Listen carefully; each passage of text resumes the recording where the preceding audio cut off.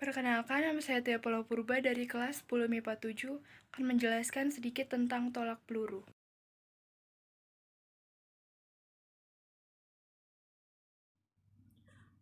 Tolak peluru merupakan salah satu perlombaan pada olahraga atletik dalam kategori lempar.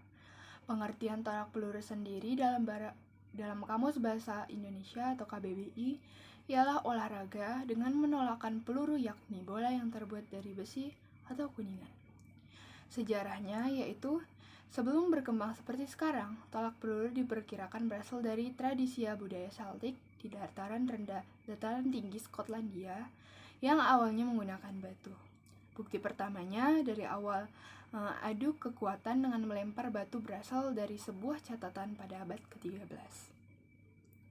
Kegiatan serupa juga ditemukan di wilayah lain seperti Yunani serta beberapa kawasan di benua Eropa lainnya sebagai kajang pengaduan kekuatan antar prajurit pada abad pertengahan.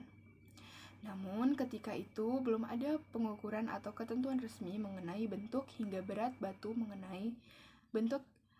mengenai logam yang menjadi objek lemparan.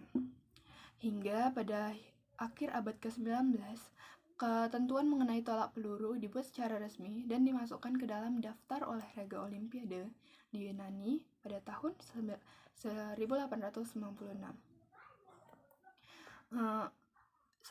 Yang kedua yaitu peraturan tolak peluru. Peraturan dalam perlombaan tolak peluru menjadi dasar ketetapan Badan Atletik Dunia. Yang pertama yaitu seorang atlet harus melempar peluru dalam area lingkaran berdiameter sekitar 2,134 meter dilengkapi papan tumpuan setinggi 10 cm di garis batasnya. Yang kedua, peluru tersebut harus jatuh dalam sektor tujuan yang memiliki radius 34,92 derajat dari area lemparan agar tidak mengalami diskualifikasi. Ketika melakukan lontaran, seorang peserta atau atlet hanya boleh menggunakan satu tangan dengan posisi lebih tinggi dari bahu. Dan durasi bagi seorang atlet sejak namanya dipanggil hingga selesai lontaran adalah sebatas 60 detik atau sekitar 1 menit. Atlet tersebut baru bisa meninggalkan lingkaran atau area perlombaan setelah peluru dilantarkan dan didaratkan pada wilayah tujuan.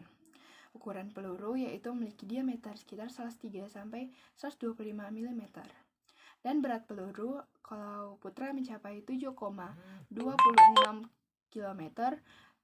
kilogram, sementara ukuran berat untuk putri 4 kg. Gayanya yaitu perbedaan jenis gaya rangkaian tolakan dengan teknik glide spin diketahui melalui penjelasan berikut.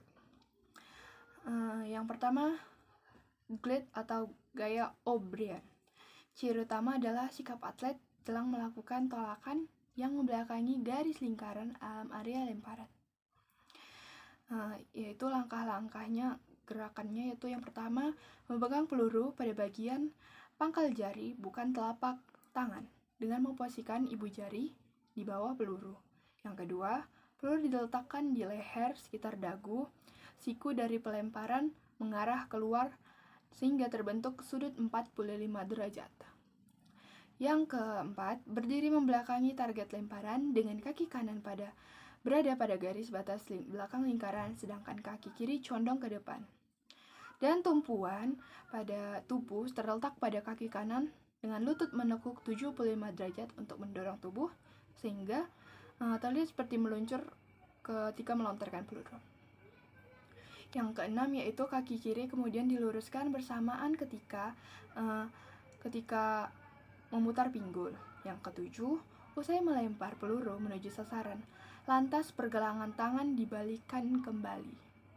Yang kedua yaitu teknik spin. Teknik spin, seorang atlet membutuhkan kekuatan saat memutar tubuh yang kemudian menjatuhkan atau melontarkan peluru ke daerah tujuan. Yang pertama caranya yaitu peluru dipegang menggunakan pangkal jari dengan posisi berada di samping leher atau di bawah telinga.